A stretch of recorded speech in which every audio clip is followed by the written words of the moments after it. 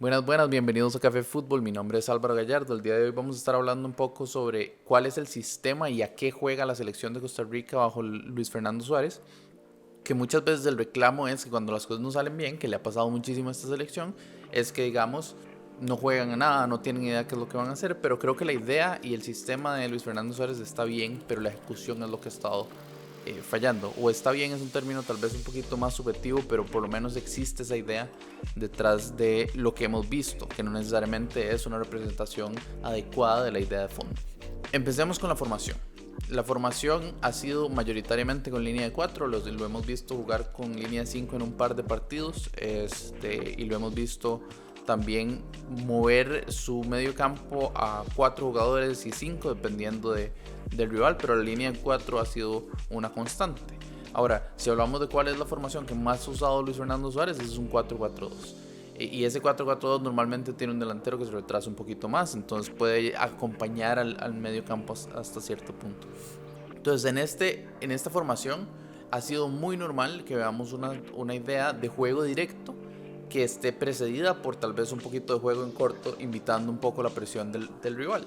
En esta salida en corto vemos a los centrales abrirse para darle opciones al portero o a uno de los centrales, pero básicamente extender el área. ¿Por qué? Porque los laterales empiezan a proyectar y ya sea que reciben en una segunda línea o incluso extienden su ataque al punto en el que se convierten básicamente en extremos. Entonces, ¿quién es el que le da apoyo a los centrales y al portero en esta salida? Normalmente son los interiores. Puede ser, normalmente ha sido Jelsin Tejeda el que se acerca por el centro, pero también hemos visto, por ejemplo, a Celso aparecer en una posición de lateral justamente para facilitar el triángulo de pases o darle dos opciones al central que tenga el balón en ese momento. Algo importante con esta salida es que los lanzadores, porque esta salida lo que hace es invitar la presión para tirar luego un balón largo, para tratar de jugar directo. Entonces esta salida normalmente los lanzadores son o los interiores o los laterales, no los centrales. Los centrales juegan muy en corto, los centrales no comprometen la bola a menos de que ya estemos hablando de un pelotazo al libre. Entonces rara vez los centrales son los que tratan de extender el juego hacia las bandas de manera larga. Normalmente es en corto con algunos de los interiores o con los laterales. Se juega 100% con trazos largos. Esto no es un juego asociativo. Normalmente el mayor problema que tiene esta selección, creo yo, es que está jugando directo, entre comillas, pero termina guerreando mucho las bolas, generando muchísimos balones divididos que no son fáciles de ganar para los jugadores que tenemos en fases ofensivas. Entonces, esa es más o menos la idea. Ese es como lo más resumido que puedo hacer el concepto de a qué juega Costa Rica. Costa Rica juega a tratar de invitar presión y a golpear con trazos directos. Después de que trata de atacar, sí existe una contrapresión también. Es decir, si Costa Rica pierde el balón en fases de ataque, para darle tiempo al equipo que se acomode, el equipo trata de presionar. Trata de presionar para que la salida no sea limpia, para que tengan que jugar para atrás, para que básicamente no puedan contraatacar ellos mismos, sino que se les complique muchísimo ese proceso de transición ofensiva. Entonces, eso no necesariamente ha dado buenos réditos. Si hablemos de cuáles son las fases negativas de esta formación o de la ejecución que se ha tenido. ¿Qué es lo que pasa con la ejecución? No se usan los jugadores de la manera correcta. Por ejemplo, este es un equipo que inició con un Campbell por un extremo. Ha usado a Ruiz en el medio campo, y estos jugadores no es que no sean buenos, no es el punto es que les está pidiendo a Campbell hacer un ida y vuelta desde ese extremo. Por eso lo hemos visto aparecer cada vez más como uno de los dos delanteros, porque entonces le da un poquito más de descanso, y por eso también vemos muy a menudo que lo acompaña alguien como José Guillermo Ortiz, que ese es su punto más cómodo, es ese desgaste constante. Entonces eso es importantísimo porque al final de cuentas, esa contrapresión, esa necesidad de hacer el bloque compacto, esa necesidad de tratar de invitar al equipo rival a ganar terreno para que tengan más espacios entre líneas, lo que genera es un desgaste muy fuerte en el equipo. Campbell, por ejemplo, bien que mal, su resistencia nunca ha sido una de sus fortalezas, y por eso entonces a veces se apagan los partidos hacia el final. ¿Por qué? Porque además el hecho de que esté tan compacto y que la transición sea tan rápida muchas veces significa que Campbell o José Guillermo Ortiz tienen que lidiar con un montón de defensas solos mientras lleguen los jugadores de su propio equipo a apoyarlos. Y esa es otra parte en la que yo creo que los jugadores no se están usando de manera correcta. El mediocampo de Costa Rica no es un mediocampo muy rápido.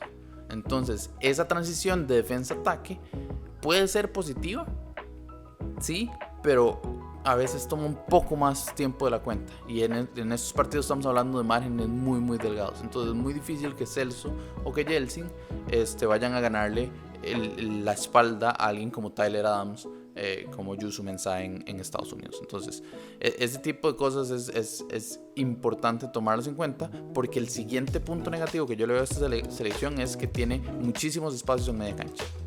Entonces, ¿qué es lo que pasa? Esa contrapresión no la pueden hacer solo Joel Campbell y José Guillermo Ortiz, sino que también se tienen que, o los delanteros, llamémosle, sino que también tienen que ayudar normalmente los extremos a tratar de presionar. Y si alguno de los jugadores de medio campo está tratando de apoyar esa salida en corto del rival, entonces alguno de los interiores también tiene que ir a apoyar.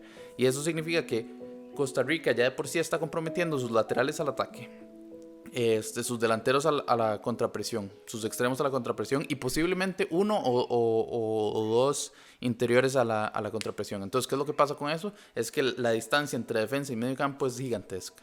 Entonces, somos sumamente susceptibles a contras rápidas. Y la prueba de eso es, yo creo que todos se van a acordar de la contra que nos hizo Panamá, que iba Fuller defendiendo contra 6 jugadores panameños, que Fuller hizo absolutamente todo bien, y por dicha no nos concedieron en lo que hubiera sido, sin lugar a duda, el final de la eliminatoria de Costa Rica.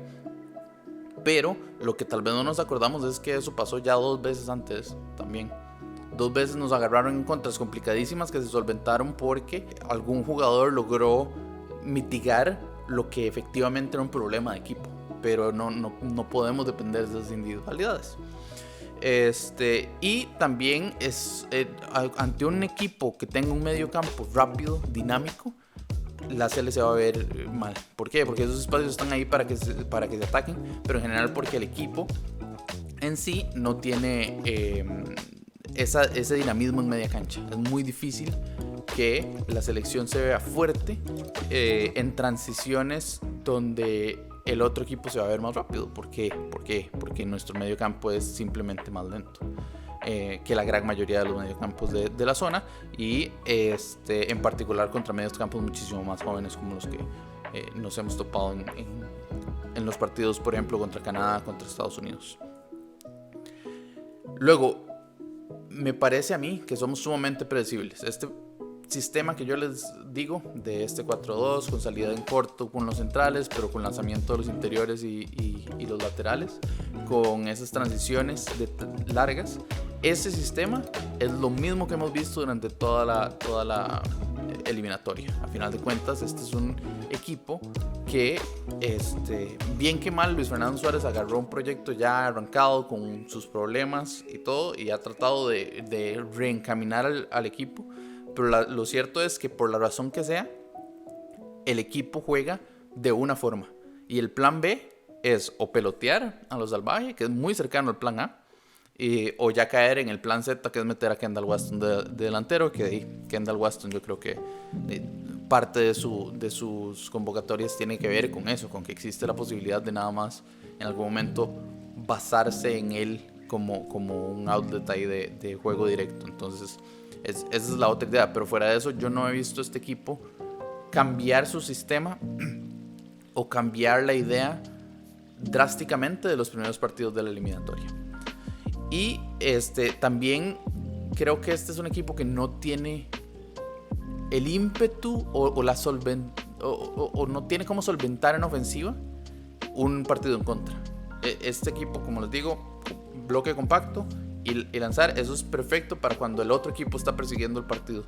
Cuando nosotros estamos persiguiendo el partido, ha sido realmente difícil. Lo hemos hecho una vez en esta eliminatoria, que fue contra El Salvador, con un penal bastante cuestionable, y con un arranque de un segundo tiempo donde El Salvador claramente no estaba ubicado en casa, además. Entonces eso hay que tomarlo en cuenta. Pero cerremos este video hablando de los positivos, que yo creo que hay 2 cosas muy positivas de esta selección que vale la pena rescatar.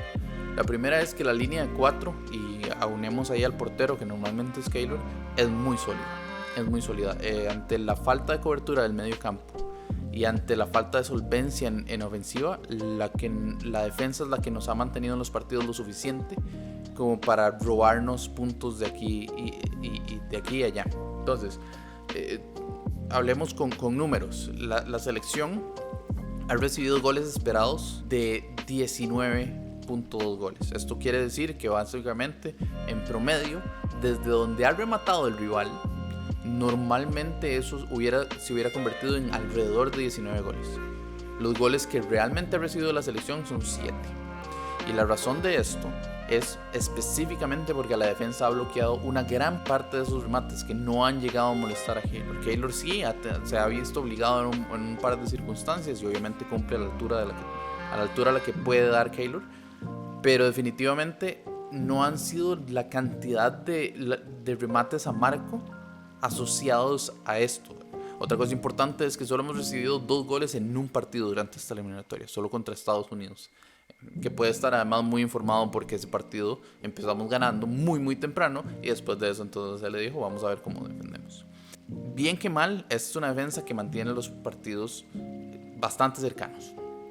No necesariamente el volumen de juego ha sido muy positivo, pero la defensa definitivamente ha cumplido con un rol de mitigar esos problemas de falta de volumen de juego y de, digamos que, la facilidad de transición del equipo rival.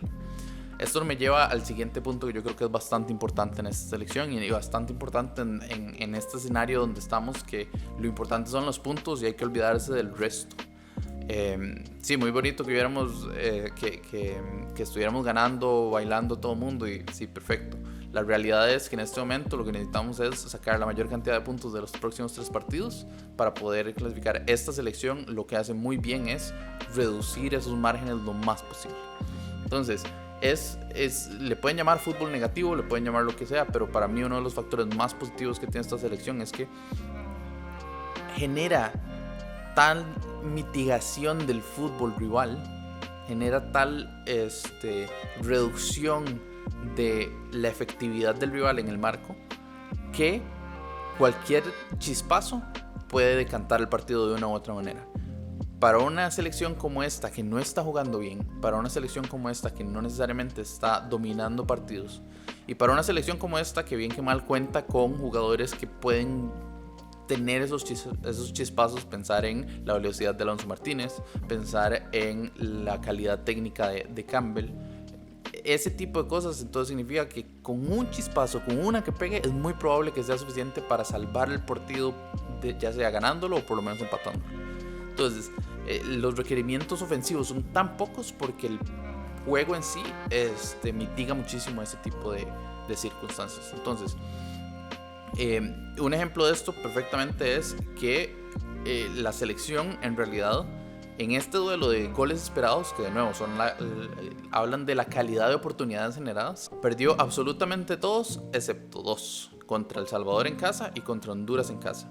Solo en esos 2 casos Costa Rica tuvo más goles esperados que su rival. Y aún así estamos a un punto del cuarto lugar. ¿Por qué? Porque a pesar de que el otro equipo se pueda decir, entre comillas, que jugó mejor, que sí, nos sacaron 2 goles esperados de diferencia, en realidad de esos partidos hemos sacado puntos. No ha hecho falta muchísimo de parte de la ofensiva para sacar puntos.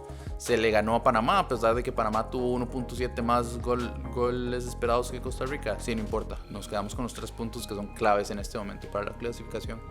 México, la visita a México tuvo goles esperados en exceso de 1.5 por encima de los nuestros. Sí, perfecto, pero quedamos con 1 punto y eso es excelente para la clasificación. Entonces, si en estos 3 partidos que siguen logramos hacer eso, sí, ¿qué importa si Estados Unidos generó 18 goles esperados? Si ganamos 1-0, pues perfecto, bienvenido sea, porque en este momento los puntos es lo que más importa.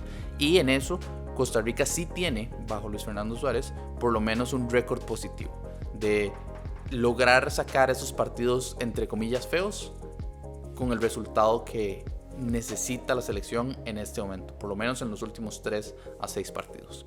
Entonces, lo podemos dejar por ahí. Muchísimas gracias por su tiempo. Recuerden suscribirse y dejarnos sus comentarios. Y nada, mi nombre fue Álvaro Gallardo. Que tengan buen día.